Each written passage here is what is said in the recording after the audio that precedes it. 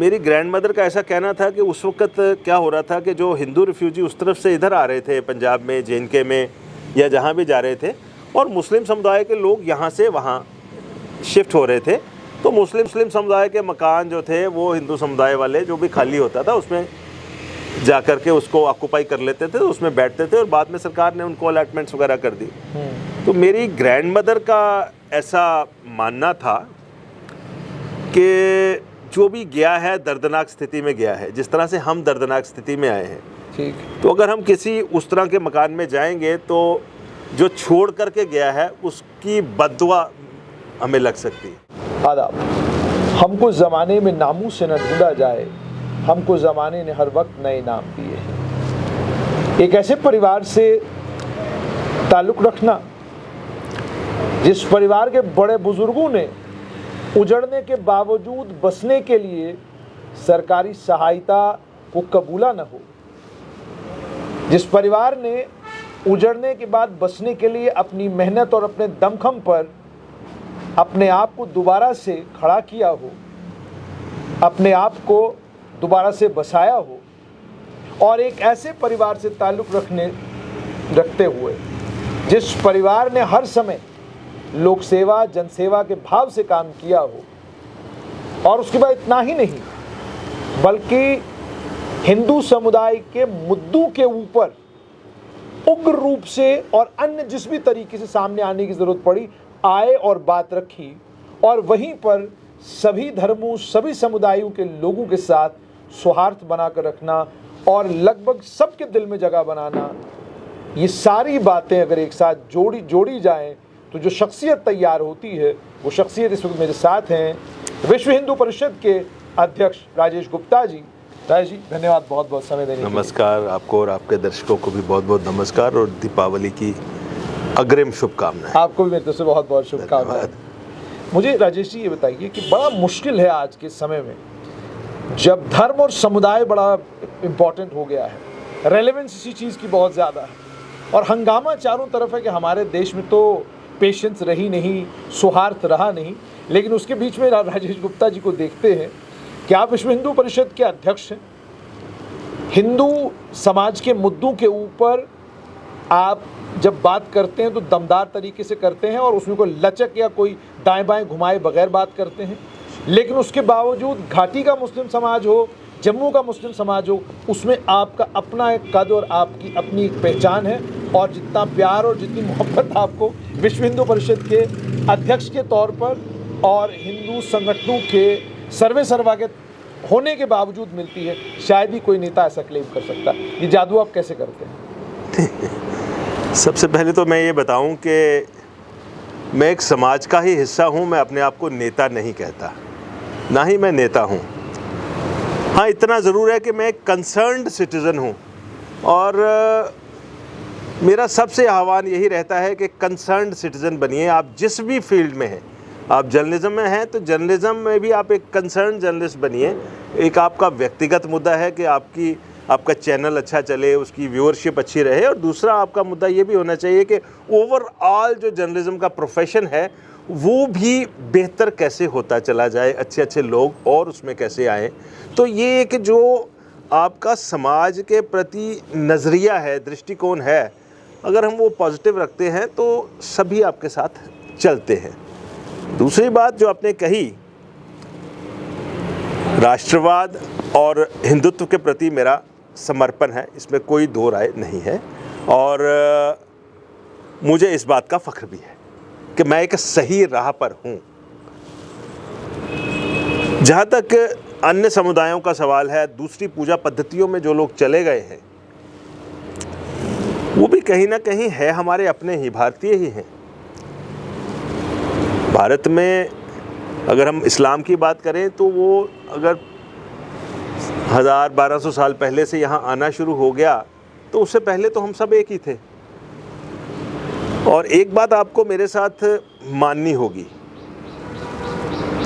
इस्लाम का जो फैलाव यहाँ पर हुआ, क्योंकि आपने दूसरी पूजा पद्धतियाँ कहा, मेरी आदत है कि मैं सीधी ही बात करता हूँ, और मैं लाग लपेट उसमें रखता नहीं, करते हैं। हाँ, रखता नहीं। और शायद मेरी वो स्पष्टवादिता ही है कि जिसकी वजह से अक्रॉस द बोर्ड मुझे दोस्त मिले।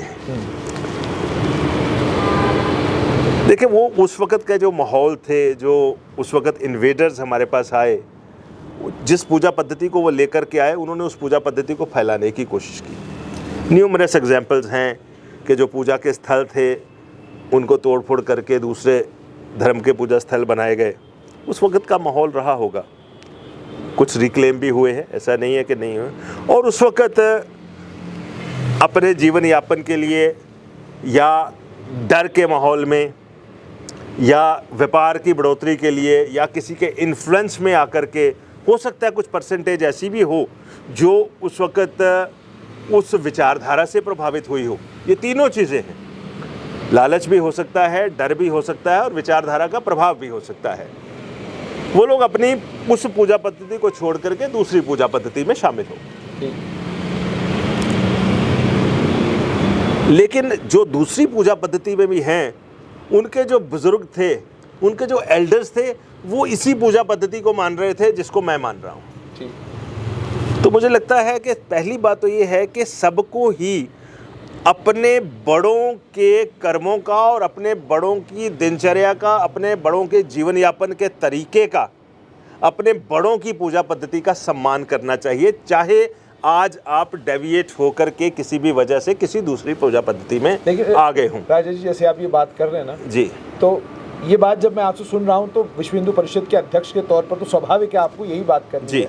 मगर मेरा सवाल ये है कि जितने भी समुदायों के लोग, अलग अलग धर्मों के लोग आपके दोस्त हैं जी, उन्हें मैंने कभी नहीं देखा आप आपत्ति जताते हुए कि यार ये टिप्पणी उनके हमको मैं बताता हूँ क्या।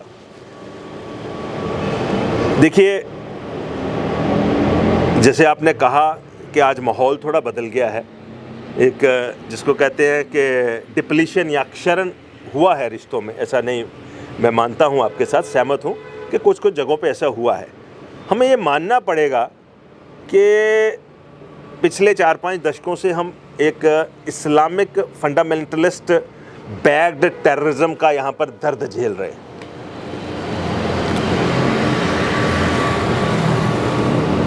अब जो रैशनल सिटीजन्स हैं, चाहे वो किसी भी धर्म से हैं, चाहे वो इस्लाम से हैं, चाहे वो किसी और धर्म से है, वो उस टेररिज्म को अप्रिशिएट नहीं करते। मैं पूजा पद्धति को कभी क्रिटिसाइज नहीं करता और मुझे हक भी नहीं है। आप एक दूसरी पूजा पद्धति में हैं और मैं आपके तौर तरीके का सम्मान करता हूं और मैं ये भी एक्सपेक्ट करता हूं कि जो मेरी पूजा पद्धति है आप उसका सम्मान करें। उसी से जो है हमारा एक, जिसको कहते हैं सांप्रदायिक सौहार्द भी बना रहेगा और हमारी म्यूचुअल कोएग्जिस्टेंस उसी पे टिकी है।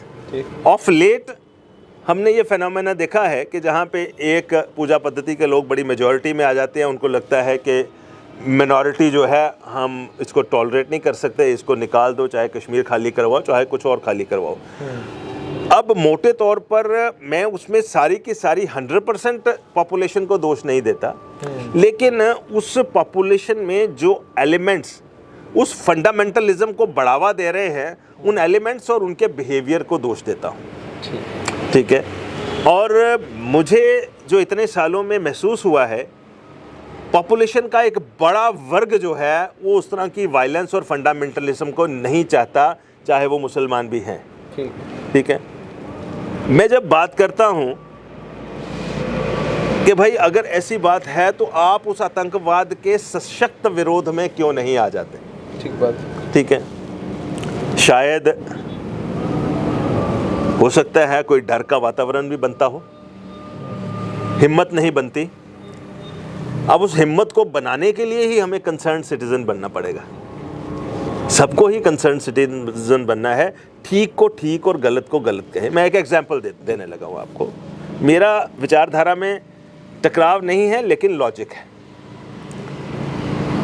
तकरीबन प्रोबेबली 31 दिसंबर 2023 राजौरी के पास ढांगरी में एक आतंकवाद की घटना घटती है। बिल्कुल घटी। उस गांव से हिंदुओं के घरों से हिंदुओं को सेग्रीगेट करके उन पर गोलियां चलाई गई, उनकी हत्याएं की गई, नृशंस हत्याएं की गई। अगले दिन यहाँ जम्मू में गीता भवन में एक सार्वजनिक रूप से उन लोगों को श्रद्धांजलि देने के लिए सभा हुई। ठीक। मुझे भी उस सभा में जाने का था, मैं गया भी। मुझे ये हैरानी हुई कि जम्मू का बड़ा प्लूरलिस्टिक कल्चर था। ये वही जम्मू था जब 2008 में अमरनाथ जी की एजिटेशन हुई थी, तो हमारे साथ स्थानीय मुसलमान बंधु भी जो थे, उन्होंने हमारी एक लॉजिकल डिमांड को सपोर्ट किया था। इस समय क्या हुआ? मुझे बहुत अफसोस से कहना पड़ता है, और मैंने उस बैठक में भी कहा, ऑन डायस अपनी एड्रेस में भी कहा, 100 से ज़्यादा प्रमुख बुद्धिजीवी जम्मू के उपस्थित थे। सब ने एक वॉइस में उसको कंडेम किया। एक भी मुस्लिम समुदाय से एक भी शख्सियत वहाँ पे नहीं थी, कोई भी नहीं? कोई भी नहीं था। और जो मुखर रूप से बात करते आतंकवाद के खिलाफ, वो भी नहीं थे। आपको दुख हुआ इस बात? मेरे को दुख हुआ, और मैंने वहाँ स्टेज से बोला, मैंने कहा इसका मतलब ये है कि क्या मुस्लिम समुदाय का उस आतंकवाद की वारदात को मूक समर्थन है, या हम उन परिवारों के प्रति कोई सहानुभूति नहीं रखते? ठीक बात। जिनके मेल मेंबर्स को इस करके हमने मार दिया, किसी ने मार दिया, हमने नहीं, मीन दैट उन लोगों ने मार दिया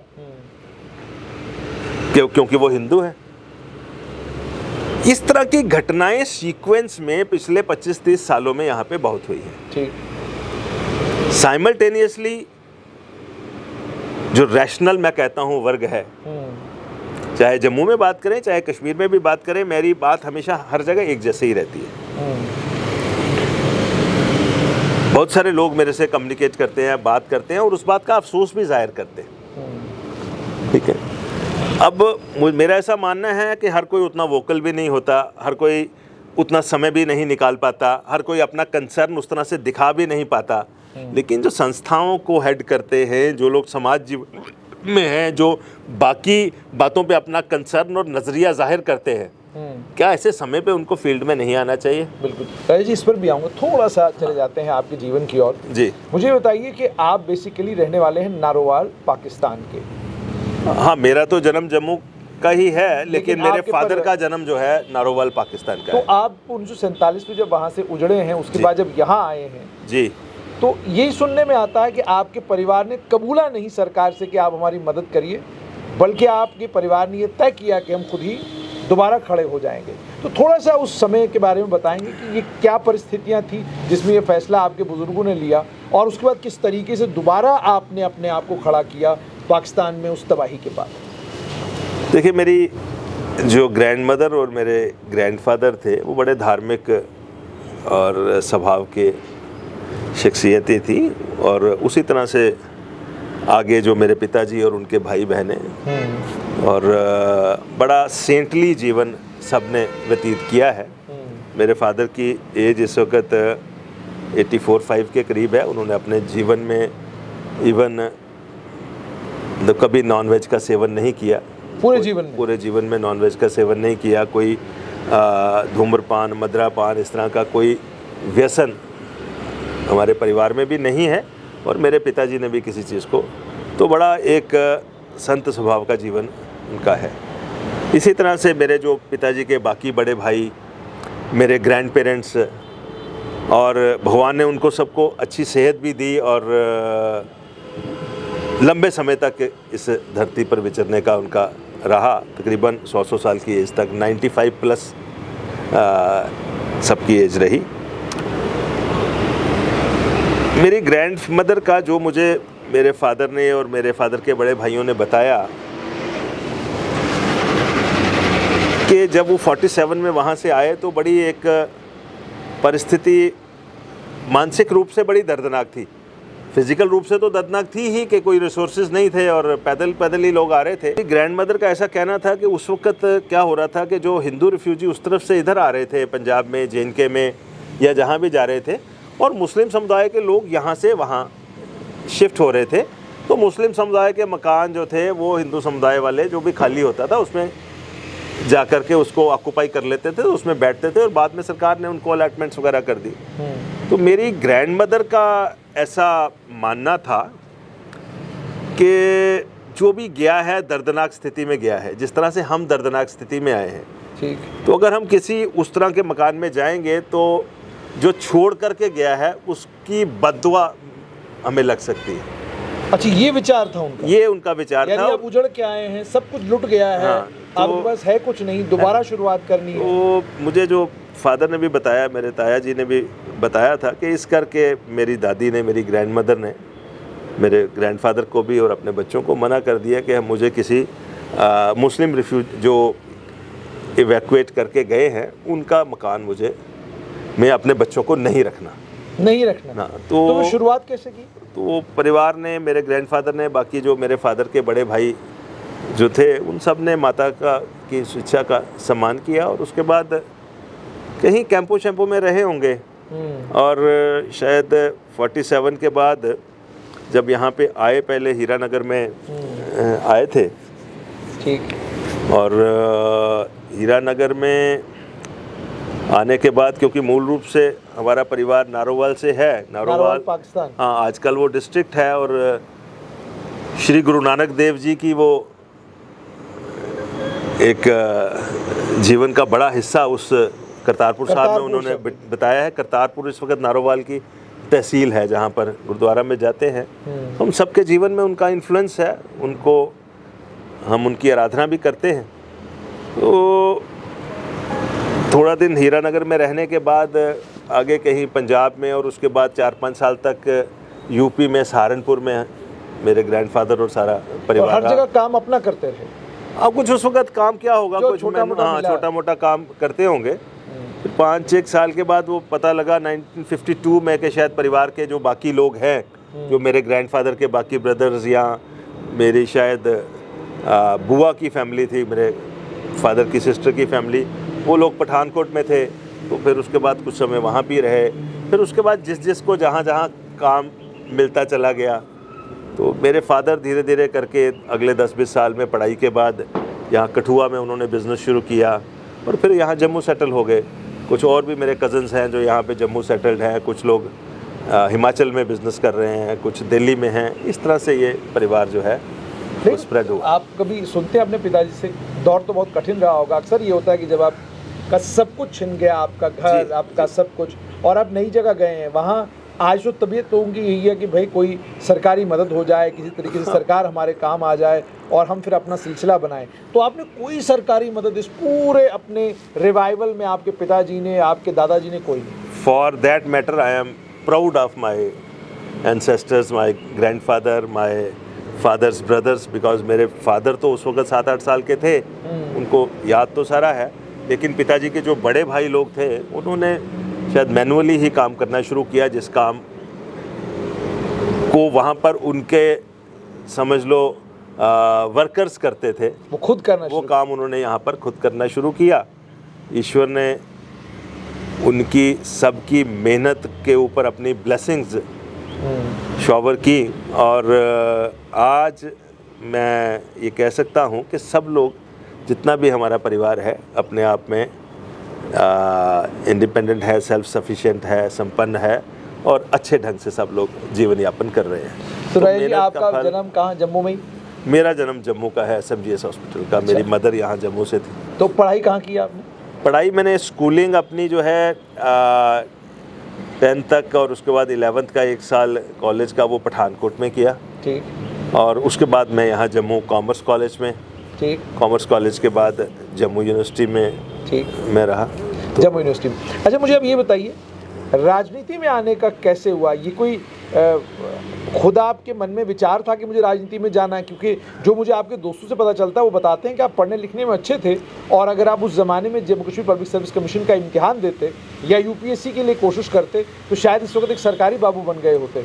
तो आपने वो तय नहीं किया और आप आहिस्ता आहिस्ता बड़ी खामोशी के साथ धार्मिक संगठनों में, राजनीतिक संगठनों में आते गए, और आहिस्ता आहिस्ता वहीं से आपकी एक नई दुनिया शुरू हो गई। तो ये क्यों नहीं हुआ कि आपने ये क्यों नहीं तय किया कि मुझे सार्वजनिक जीवन में नहीं मुझे सार्वजनिक जीवन में जाना है, मुझे सरकारी बाबू नहीं बनना? देखिए, ना तो मैंने कभी इस ढंग से सोचा कि मुझे सरकारी नौकरी में जाना है या नहीं जाना है, और ना ही कोई बहुत ज़्यादा प्रोएक्टिवली के बिज़नेस भी बहुत ज़्यादा करना है। मेरे फादर की तबीयत भी बड़ी, वो जिसे कहते हैं कि बड़ी कंटेंटेड टाइप है, और उसी तरह से शायद मैंने भी इनहेरिट किया है उनसे। और जो भी थोड़ी बहुत पढ़ाई लिखाई मैंने की या जो basic understanding of the things, वो मेरे फादर ने उसको शेप करने में सबसे ज़्यादा रोल अदा किया है। उनके मार्गदर्शन में ही मैं चला हूँ। और हो सकता है कि उस वक़्त मैं कोई सरकारी नौकरी या यूपीएससी या पीएससी के इंटरव्यूज़ देता तो पास हो जाता, लेकिन सम हो कभी ख्याल ही नहीं आया। ख्याल नहीं आया। अब मैं उसका कुछ कह नहीं सकता। हाँ, कुछ ना कुछ छोटा मोटा बिजनेस परिवार का चल रहा था, तो ऐसे मुझे लगता था कि मुझे यही ज्वाइन करना है, इसको आगे बढ़ाना है। ये राजेश जी, ऐसा तो नहीं था कि उस समय चूंकि जम्मू में एक माहौल इस तरह का था कि परिवार देखते थे कि हमारा बच्चा बड़ा हो गया तो ये हमारा बिजनेस ही संभालेगा? ऐसा भी मतलब ऐसा ही था कि क्योंकि नौकरी को लेकर तो कंसेप्ट था कि भाई जम्मू वालों को तो नौकरी मिलती ही नहीं। मिलती नहीं। फिर ये रिफ्यूजी परिवार भी था, स्टेट सब्जेक्ट के भी मैटर्स थे। सबसे बड़ा मसला स्टेट सब्जेक्ट। लेकिन उसको कभी हमने उसका भार अपने मन पे नहीं डाला। कभी नहीं डाला। तो because my mother belong to this place, तो अगर कोई थोड़ा बहुत एसेट था तो माता जी के नाम पे ही था। तो उसके बाद कोई बहुत ज़्यादा दिमाग पे भार नहीं था कि नौकरी करनी है, क्योंकि वो अपना काम करना शुरू कर दिया। अन्याय कितना बड़ा था कि आपके समाज से पढ़े लिखे लोग, बड़े बुद्धिजीवी लोग, बड़े कमाल के काबिल लोग जो हैं, वो सिर्फ इसलिए इम्तिहान जम्मू कश्मीर में नहीं दे सकते थे क्योंकि आपके पास स्टेट सब्जेक्ट नहीं। हाँ, अन्याय तो था ही, उसमें तो कोई दो राय नहीं है, अन्याय तो था ही। और ये अन्याय जो है 5 अगस्त 2019 को ख़त्म हुआ है और मुझे बहुत खुशी है। आपकी भी बड़ी भूमिका रही है। भूमिका तो बहुत लोगों की है, मेरा भी उसमें, जिसको कहें कि एक गिलहरी जितना रोल मेरा भी होगा उसमें। गिलहरी जितना रोल है, गिलहरी जितना ही कह सकते हैं, क्योंकि ये जो परिवर्तन होते हैं ये कोई एक आदमी से नहीं होते, ये समाज उसका परिवर्तन का वाहक होता है। और जम्मू कश्मीर अध्ययन केंद्र जिसने इस सारे विषय को लेकर के स्टडी की, भारतीय जनता पार्टी ने एक लंबा संघर्ष किया, राष्ट्रीय स्वयंसेवक संघ की इकाइयाँ, सब लोग इस सारे कार्य को करना चाहते थे, जुटे भी थे और एक कोऑर्डिनेशन के साथ उसको। और जब मैं समझूंगा कि राष्ट्रवाद की भावना की सरकार अपनी पूरी मेजॉरिटी में वहाँ पार्लियामेंट में आई, तो ग्रह नक्षत्र जैसे होता है ना, एक दिशा में आ जाते हैं, तो ये काम हो गया। राष्ट्रवाद की मुख्य धारा के साथ जम्मू कश्मीर जुड़ गया। राजेश जी, आप की राजनीति की शुरुआत हुई शिवसेना से, शिवसेना बाला साहब ठाकरे से। हाँ जी। आप जब शिवसेना में आए तो शिवसेना को थोड़े ही समय में आपने यहाँ पर मजबूत किया जी। और ये भी कहा जाता है कि चुनाव में जो भारतीय जनता पार्टी की बहुत बड़ी हार जम्मू कश्मीर में हुई थी, उसमें आपकी भी भूमिका थी। देखिए, ऐसा था कि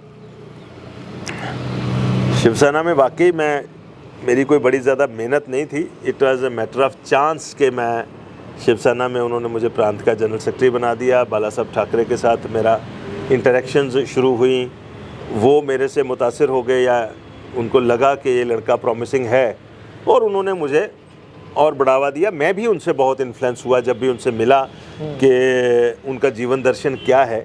आज भी मैं उनसे इन्फ्लुएंस्ड हूँ। राष्ट्रवाद और हिंदुत्व के प्रति जो उनका दृष्टिकोण था और उनकी जो कमिटमेंट थी, वो मुझे लगता है कहीं ना कहीं उनसे मेरे अंदर इनकलकेट हुई। अच्छा, ठीक है। और जब मैंने शिवसेना ज्वाइन की तो शिवसेना उससे पहले यहाँ चुनाव में कभी उतरी नहीं थी। मैंने ही सजेशन दिया कि ये हम एक सोशल पार्टी नहीं, एक राजनीतिक पार्टी हैं। और शिवसेना उस वक्त एक ऐसी राजनीतिक पार्टी थी महाराष्ट्र में जिसको मैं ये फील कर रहा था कि इसकी this is the only regional party which is having national level mass appeal at that point of time, 2001-2 या क्योंकि बाकी जितनी भी पॉलिटिकल पार्टीज़ थी रीजनल, चाहे यहाँ नेशनल कॉन्फ्रेंस से लेकर के हम नीचे साउथ तक चले जाएं, DMK, AIDMK, कोई भी रीजनल पार्टी ऐसी नहीं थी जिसकी नेशनल लेवल मास अपील थी। और इनकी मास अपील, इनकी नेशनल लेवल मास अपील थी, क्योंकि ये अखंड भारत की बात कर रहे थे, ये राष्ट्रवाद की बात कर रहे थे। उस वक्त आपके मन में नहीं आया बीजेपी जाना चाहिए?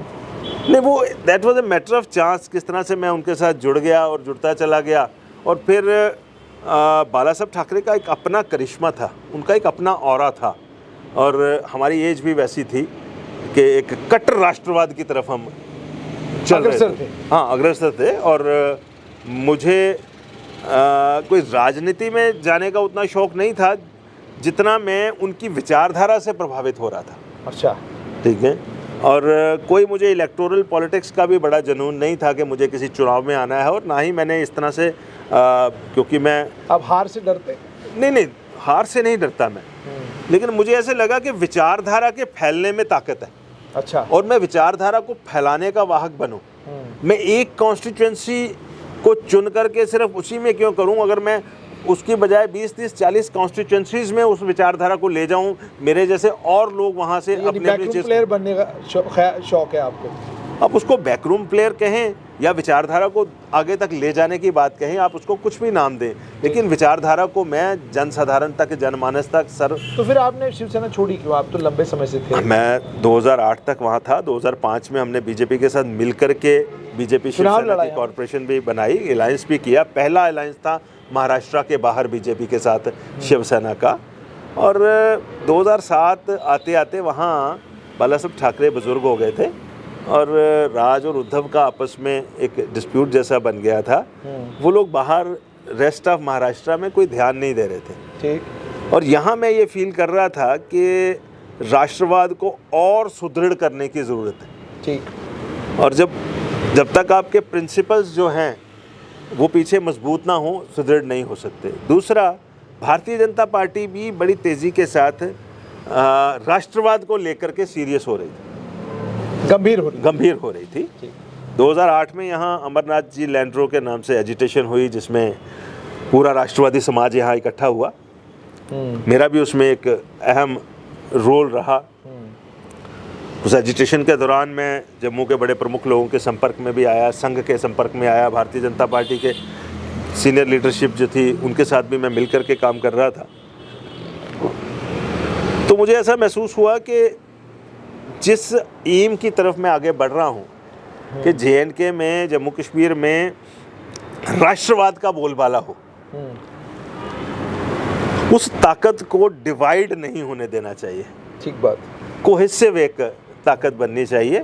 और मोर और लेस भारतीय जनता पार्टी उसी लाइन पे चल रही थी जो कट्टर राष्ट्रवाद, मैं कहूँ बाला साहब ठाकरे जिस चीज़ को लेकर के चल रहे थे। तो भारतीय जनता पार्टी में उस वक्त जो सीनियर लीडर्स थे, नेचुरली उनका एक्सपोजर मेरे से ज़्यादा था, उनका मार्गदर्शन मुझे मिला और इस तरह का माहौल बना कि मैं उसमें शामिल हो जाऊं। उसके बाद बने आप क्या कहते हैं, प्रदेश उपाध्यक्ष? मैं प्रदेश उपाध्यक्ष रहा। फिर आप पार्टी से उसके बाद आप फिर गायब क्यों हो गए? नहीं, गायब नहीं हुआ। आरोप ये भी लगता है शायद इंटरनल पॉलिटिक्स थी, इसके चलते आपने कहा कि बेहतर है कि पार्टी से नहीं, ऐसा कुछ नहीं था, ऐसा कुछ नहीं था। ऐसा कोई इंटरनल पॉलिटिक्स नहीं, किसी पे आरोप नहीं, किसी पे। ज़ाती तौर पर मेरा कोई बड़ा इलेक्टोरल फ्रेज में जाने का कोई स्वभाव में नहीं आ रहा था। ठीक है। और दूसरा, जिस काम को मैं करना चाहता था, कर रहा था कि हिंदूज़ यहाँ पे मिनॉरिटी है, उनका कॉन्फिडेंस रिस्टोर हो, ठीक है, राष्ट्रवाद की तरफ पूरा जम्मू कश्मीर चले, तो ऐसा जो हमारी पेरेंट ऑर्गेनाइजेशन है राष्ट्रीय स्वयंसेवक संघ, उन्होंने भी ऐसा महसूस किया कि इसका काम जो है, इसकी कैपेसिटी जो है और इसकी क्षमता जो है, इसको बेहतर ढंग से दूसरी ऑर्गेनाइजेशन में उसको यूटिलाइज किया जा सकता है या ये ज़्यादा काम वहाँ पे कर पाएगा। तो इस तरह से मुझे सजेशंस आए कि आप अगर विश्व हिंदू परिषद में काम करें तो ज़्यादा अच्छा रहेगा। तो आपने विश्व हिंदू परिषद में 2012 से काम कर, तकरीबन 12 से, हाँ 12-13 के आसपास। तो आप जाते ही बन गए पार्टी के मुख्य सचिव? नहीं, मुख्य सचिव नहीं। मैं जब यहाँ से गया था तो बीजेपी में भी प्रांत का उपाध्यक्ष था, तो वहाँ भी उन्होंने मुझे प्रांत का उपाध्यक्ष बनाया। प्रांत के उपाध्यक्ष बने आप? जी जी जी। फिर आहिस्ता आहिस्ता आपका राइज हुआ वहाँ पर? अब ये जो ऑर्गेनाइजेशंस हैं, इसमें बहुत ज़्यादा पद की महत्ता नहीं है, काम की महत्ता है कि हमने काम क्या करना है। वो किसी भी पद पे रहते हुए आप दायित्व क्या है उसकी बड़ी ज़्यादा महत्ता नहीं है, लेकिन फिर भी एक दायित्व मुझे just for the purpose of introduction, और फिर उसके बाद क्या काम करने हैं जो विश्व हिंदू परिषद के यहाँ जम्मू कश्मीर में काम थे, उन कामों को लेकर के मैंने सीरियसली काम किया, करता चला गया। और तब से मैं, अब आप विश्व हिंदू परिषद के अध्यक्ष के तौर पर अध्यक्ष, हाँ, जम्मू कश्मीर और लद्दाख दोनों, जम्मू कश्मीर और लद्दाख यूनियन टेरिटरीज के अध्यक्ष हैं। हाँ जी। क्या अब आप सोच रहे हैं कि दोबारा से राजनीति में उतरा जाए? नहीं, बिल्कुल बिल्कुल। आप राजनीति में नहीं उतरे? नहीं। लेकिन 2-3 बार आपका नाम आया कि शायद भारतीय जनता पार्टी आपको जो है चुनाव लड़वाने जा रही थी, फिर 2024 के चुनाव में आया। अभी जब बात हुई कि दोबारा से चुनाव होने जा रहे हैं, वहां पर भी आपका जिक्र हुआ कि आप चुनाव लड़ेंगे, तो आप नहीं थे कभी कंटेंशन में? नहीं, या ये बिल्कुल। अफवाहें थी चारों? बिल्कुल नहीं, अभी मुझे ऐसा कुछ नहीं है। ऐसा है कि मैं एक बड़े परिवार का हिस्सा हूँ। बड़े परिवार का हिस्सा हूँ तो बैक ऑफिस में जब चुनावों की बात आती है तो चुनाव हमेशा जीतने के लिए लड़े जाते हैं, चाहे वो भारतीय जनता पार्टी लड़े, चाहे कोई और पार्टी दल लड़े। हाँ। और जब भी चुनाव लड़े जाते हैं उस वक्त विचार होता है कि कौन सी कॉन्स्टिट्यूंसी से कौन कौन लोग प्रोबेबल हैं जो जीत सकते हैं। ठीक। हो सकता है कहीं कोई विचार हुआ हो, लेकिन जो मेरी पेरेंट ऑर्गेनाइजेशन है, हाँ। अभी मैं उसका सिपाही हूँ। ठीक। और मैं डिसिप्लिन्ड सिपाही हूँ, संघ का स्वयंसेवक भी हूँ और विश्व हिंदू परिषद का एक डिसिप्लिन्ड समझ लें सोल्जर हूँ। और जिस पोजीशन पे मैं हूँ, जितना मेरी इन्वॉल्वमेंट है वहाँ पे, अब ऐसी स्टेज नहीं है कि मैं स्वयं निर्णय लेता रहूँ और कभी इस तरफ देखना शुरू करूँ और कभी उस तरफ देखना शुरू करूँ।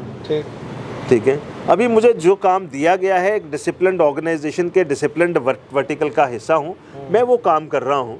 और उस कामों को करते हुए मेरे जो सीनियर्स हैं, जब भी उनको जो लगेगा कि ये रोल इसको प्ले करना है तो मैं वो रोल प्ले करूँगा। लेकिन मोटे तौर पर एक चीज़ मैं आपको क्लियर कर दूँ कि उन रोल्स में कहीं कोई चुनाव वाला रोल नहीं है। आप लड़ना नहीं चाहते या आपको और मौका मिलेगा तो लड़ेंगे? नहीं, मुझे लगता है कि मैं चुनाव से ज़्यादा बेहतर दूसरे काम कर रहा हूँ। अच्छा। और आगे भी एक लंबी लिस्ट है, फेरिस्त है उन कामों को करने की। यानी चुनाव लड़ेंगे या नहीं लड़ेंगे? नहीं, मैं क्यों लड़ूंगा चुनाव? मेरे संस्था में चुनाव का है ही नहीं है। अच्छा। हाँ, चुनाव क्यों लड़ूंगा मैं? चुनाव लड़ने वाली कोई ऐसी बात नहीं है। अच्छा राजेश जी, ये तो चुनाव की बात होगी। अब और एक ज्वलंत मुद्दा हिंदू समुदाय का वो ये है कि जम्मू कश्मीर की अगर हम बात करें तो मंदिरों का शहर जम्मू को कहा जाता है। और अगर जम्मू कश्मीर की बात की जाए तो अनथक मंदिर ऐसे आपको मिल जाएंगे जिन्हें अलग अलग ट्रस्ट या अलग अलग ऑर्गेनाइजेशंस लुक आफ्टर कर रही हैं। हालत बड़ी खस्ता है। हालत खस्ता होने के बाद जब शोर उठता है कि कोई ट्रस्ट बनाया जाए, कोई बॉडी बनाई जाए, कोई ऑर्गेनाइजेशन बनाई जाए जो इनकी लुक आफ्टर करे, जो इनकी देखरेख करे, ताकि इनको दोबारा से उसी तरीके से इनका रख रखाव हो जिस तरीके से ऐतिहासिक तौर पर कभी रहा हो, तो नहीं बात बन पाती। और उस मामले में आप भी चुप्पी साधते हैं। कारण क्या है उसका? क्या ये जो ट्रस्ट हैं या ये जो ऑर्गेनाइजेशंस हैं जो इनके सर्वे सर्वा हैं, ये लोग इतने ताकतवर हैं कि आपको बोलने नहीं देते? या आपको लगता है कि नहीं, हिंदू समुदाय के मामलों में भी सरकार को हस्तक्षेप नहीं करना चाहिए और जो ऑर्गेनाइजेशंस, जो इंस्टीट्यूशंस आज भी सरकार के मातहत हैं, वो वापस हिंदू समुदाय को किए जाने चाहिए? देखिए, मैं एक चीज़ आपको बताऊं, मैं दुनिया की सबसे बड़ी ऑर्गेनाइजेशन हिंदू समाज की जो है उसका जम्मू कश्मीर और लद्दाख का रिप्रेजेंटेटिव हूँ। पॉलिसी मैटर का जब विषय आता है और एज दायित्ववान कार्यकर्ता या जम्मू कश्मीर और लद्दाख का अध्यक्ष होने के नाते मुझे जो भी बोलना है बड़ी रिस्पॉन्सिबिलिटी के साथ बोलना है जी। मेरे बोलने में तत्व भी होना चाहिए, सब्सटेंस होना चाहिए। ऑफ हैंड मैं कोई टिप्पणी कर दूं, कहीं पे कोई प्रॉब्लम है, मैं मानता हूं कि बहुत सारे मंदिरों में मैनेजमेंट में प्रॉब्लम है, मैं आपके साथ इस बात पे सहमत हूं। ठीक। उस प्रॉब्लम का सॉल्यूशन क्या है? ठीक। एक बात। दूसरी बात यह है कि बहुत सारे मंदिर हमारे यहाँ धर्म स्थान ऐसे हैं जो कुछ पारिवारिक ट्रस्टों ने अपने धन के साथ किसी समय में बनाए और अब अगली पीढ़ियाँ उनका उस ढंग से उतने बेहतर तरीके से रखरखाव नहीं कर पा रही, या जैसे वो रखरखाव कर पा रही हैं समाज को ऐसे लगता है कि इससे बेहतर रखरखाव हो सकता है। ये प्रॉब्लम सबके ध्यान में है और इस विषय पर राष्ट्रीय स्तर पर हमने सोचना शुरू किया है। राष्ट्रीय स्तर पर सोचना शुरू? हाँ, राष्ट्रीय स्तर पर सोचना शुरू किया है। ये केवल मात्र परिवार प्रॉब्लम यहाँ ही नहीं है, पूरे भारतवर्ष में जगह जगह पर ऐसी प्रॉब्लम्स आती हैं। और राष्ट्रीय स्तर पर सोच विचार करके कुछ संस्थाएं भी हमने खड़ी की हैं कि इनका यूनिफॉर्मिटी में सॉल्यूशन क्या हो। ठीक। दो तरह की प्रॉब्लम्स हैं। एक प्रॉब्लम ये है कि ये जो प्राइवेट ट्रस्ट के पास जो मंदिर और धर्म स्थान हैं उनका रख रखाव मेंटेनेंस ऐसे अच्छे ढंग से हो। दूसरी प्रॉब्लम है कि राष्ट्रीय स्तर पर मैं कह रहा हूँ कि बहुत सारे हमारे धर्मस्थान हैं जो सरकारी नियंत्रण में। हाँ, और हिंदुओं का ये कहना है कि भाई अगर मुसलमान समुदाय का या बाकी समुदायों के जो उनके धार्मिक स्थान हैं वो तो उनके अपने पास है और हमारे सरकार ने अपने पास रखे हैं।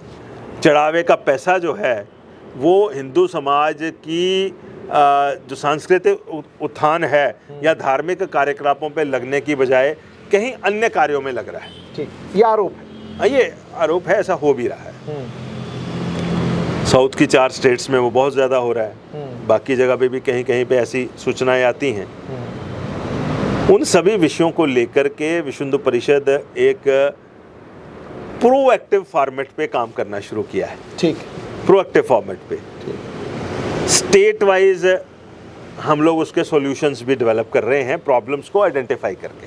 ठीक, हर जगह की प्रॉब्लम्स भी थोड़ी डिफरेंट है। ठीक है, तो आंध्र प्रदेश का सॉल्यूशन हो सकता है जम्मू कश्मीर में ना चल पाए। ठीक है, और जम्मू कश्मीर का सॉल्यूशन पंजाब में ना चल पाए।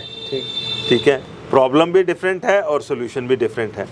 तो एक बड़े पैमाने पर विचार विमर्श, स्टेक होल्डर्स के साथ विचार विमर्श, कुछ लोग काम कर रहे हैं और जिनकी व्यवस्था को हम बता रहे हैं या हम महसूस करते हैं कि इससे बेहतर हो सकती है। अब हम आउटराइटली उनको उसके अंदर गए बगैर, उसको अच्छी तरह से इंस्पेक्ट किए बगैर उसको रिजेक्ट कर दें।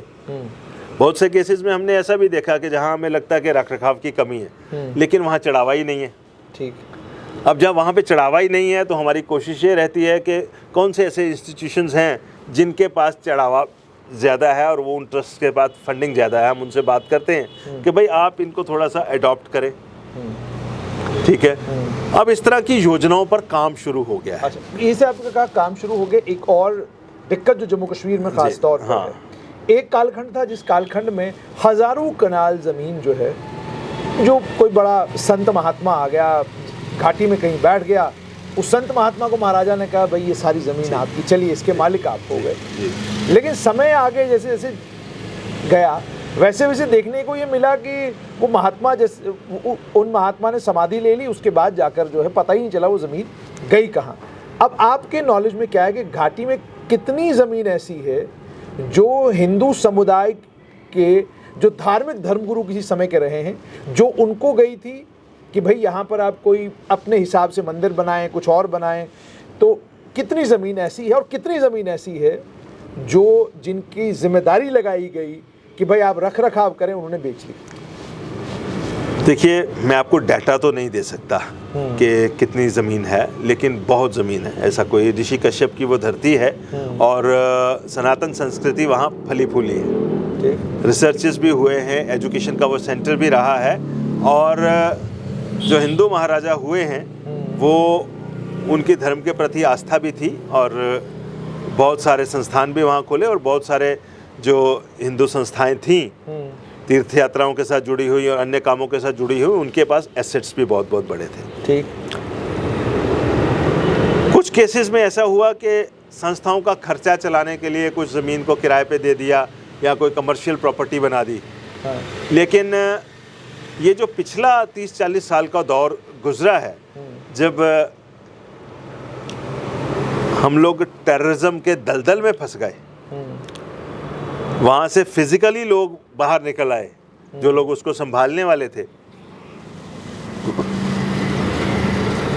कुछ अनहेल्दी एलिमेंट्स ने, जिसमें हिंदू समाज के लोग भी थे, ट्रस्ट के लोग भी थे और वहाँ जो स्थानीय भूमाफिया भी था, उन्हें बेच दिए।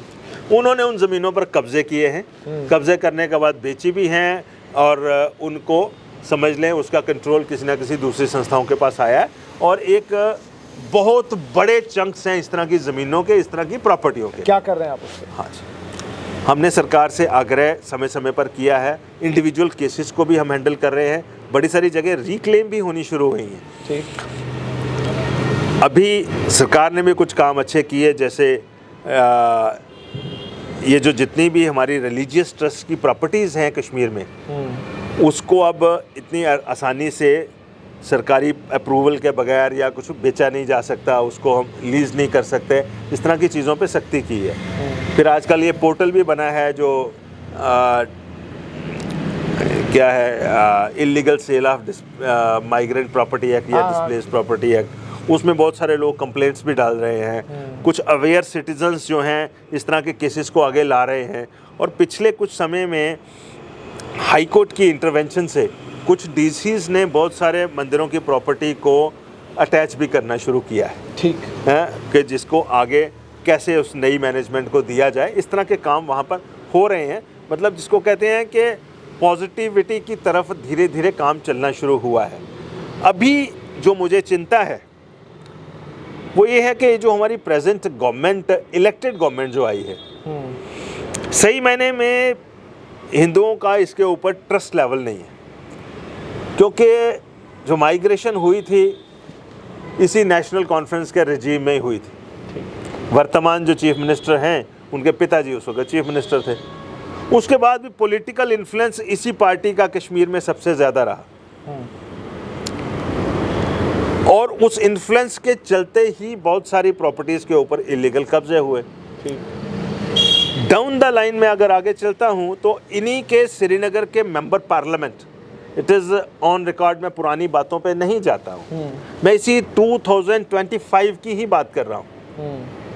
पहलगाम मैसेकर हुआ, बाइसरन मैसेकर, उस मैसेकर से 15 दिन पहले, 20 दिन पहले श्रीनगर से जो सांसद हैं, क्या नाम है उनका, Agha Saeed Rahola, it is on record, उनका वीडियो है जहाँ पे वो कह रहे हैं कि कश्मीर में जो हिंदू आते हैं वो कल्चरल इन्वेजन कर रहे हैं। और नेशनल कॉन्फ्रेंस की जो लीडरशिप है, उनका इलेक्टेड रिप्रेजेंटेटिव है, मेंबर पार्लियामेंट है, और उनकी जो लीडरशिप है, उनका चीफ मिनिस्टर है, पार्टी प्रेसिडेंट है, पार्टी का पैटर्न है, उनके पार्टी के अन्य लोग हैं, एक भी आदमी उसको कंडेम नहीं करता, एक भी आदमी उस पर कुछ अपनी तरफ से बोलता नहीं। सही मायने में उसी की स्टेटमेंट को एंडोर्स करते हुए पाकिस्तान का जो आर्मी चीफ था, उसने वहाँ पर भी उसी तरह की स्टेटमेंट्स दी। ठीक भाई, मैं आपके माध्यम से पूछना चाहता हूँ ये बात, ऋषि कश्यप ने उस धरती का सृजन किया,